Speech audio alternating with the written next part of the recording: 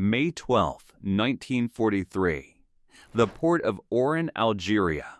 Private Heino Erichsen was 18 years old, burning with dysentery, and standing in a line of German soldiers that stretched so far back he could not see where it ended.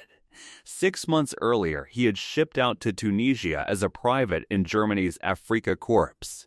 He had been told the Americans were soft, dollar-chasing civilians who had never known real war, and he had believed it.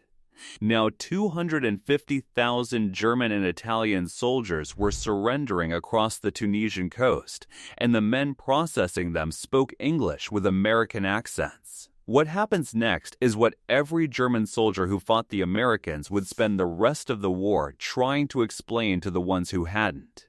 Heino Erichsen grew up in Nazi Germany during the years when the war was still something you heard about on the radio and saw in newsreels at the cinema. He was a teenager when the Afrika Korps was winning in the desert, when Rommel's name was on every German's lips, when it still felt like the war could go Germany's way. At 18, he was shipped to Tunisia as a private. The Afrika Korps he joined was undermanned, undersupplied, and fighting on two fronts at once, with the British pushing in from the east and a new enemy pressing in from the west. That new enemy was the Americans, and they had only been in serious combat in North Africa for a few months. Every veteran German soldier who had seen them early on said the same thing. The Americans were green. They made mistakes, and their tactics were sloppy. The German military had been built around a principle that was almost elegant in its logic. You fight with what you have, you use it with precision, and you make every round count. German soldiers were trained not to fire unless they could see the enemy. Artillery was called in on confirmed positions because shells were finite and the supply lines that carried them ran thousands of miles across the Mediterranean, getting shorter every month as Allied aircraft and submarines picked apart Axis shipping. A German unit in Tunisia in 1943 knew exactly how much ammunition was in the truck behind them. They knew what was available because the shortfall was visible in everything, in the rations, in the fuel allocations, in the orders that came down telling commanders to hold positions without reinforcement. Rommel himself had been writing to Berlin for 2 years, telling Hitler that the Afrika Korps could not sustain a long campaign without a supply chain to match the British and Americans. Berlin sent speeches instead of ships. After Kasserine Pass, which happened in February 1943, the Americans that had just been beaten by the Germans came back different. The logistics behind the American lines had kept moving the entire time. New equipment arrived, and new officers replaced the ones who had failed. The lessons learned at Kasserine were processed at a speed that the German command structure, stretched thin across 2 continents, could not match. At El Guettar in March 1943, U.S. General George Patton put those lessons to immediate use. When German armor moved against the American line, they ran straight into pre-registered artillery that had been positioned specifically for the attack. The Germans lost 30 tanks and more than 2,000 men in a day. Patton had studied what had gone wrong at Kasserine, rebuilt the formation, and set a trap. The Americans learned from their mistakes fast, and they had enough material behind them that making mistakes did not cost them the ability to keep fighting.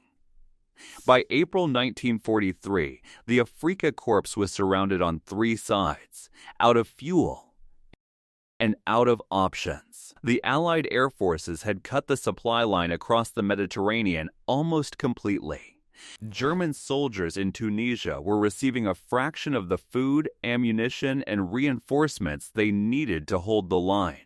On May 13, 1943, the last Axis resistance in North Africa collapsed. Over 250,000 German and Italian soldiers went into captivity, the largest Axis surrender of the war up to that point. Among them was 18-year-old Heino Erichsen, sick, exhausted, and about to be shipped to a country that produced more steel in a single month than Germany could field across an entire front. Summer 1943.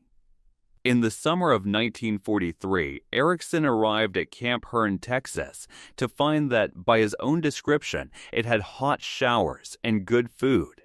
But this was not an accident or an act of charity. The United States was following the Geneva Convention partly out of principle and partly out of calculation. The treatment of German prisoners in America directly influenced how American prisoners were treated in German camps, and Washington knew it. But for the German soldiers arriving from North Africa, the sheer material reality of the place was difficult to process.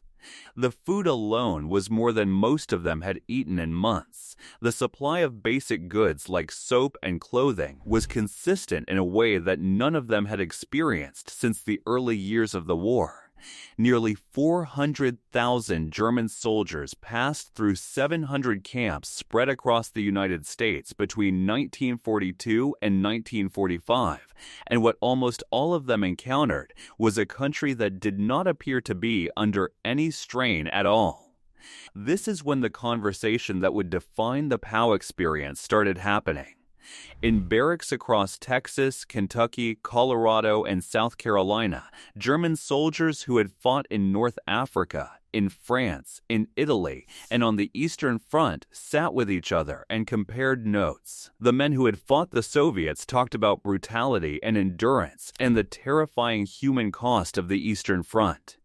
Those who fought the British talked about professionalism and tactics and the grinding attritional war in the Western Desert. But the men who had fought the Americans kept saying the problem was never the individual American soldier. The problem was the structure behind him. The secretly recorded POW transcripts that Alsace historian Skinneitzel discovered in 2001, 150,000 pages of candid conversations between German prisoners who did not know they were being monitored, confirmed what the post-war memoirs and interviews had been saying for decades. Across hundreds of conversations, German soldiers from every branch and every front returned to the same assessment of the Americans. Heino Erichsen was repatriated to Germany in 1945.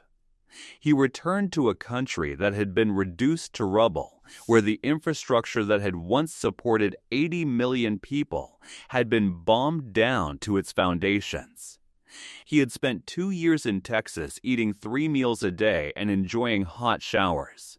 The contrast was not lost on him.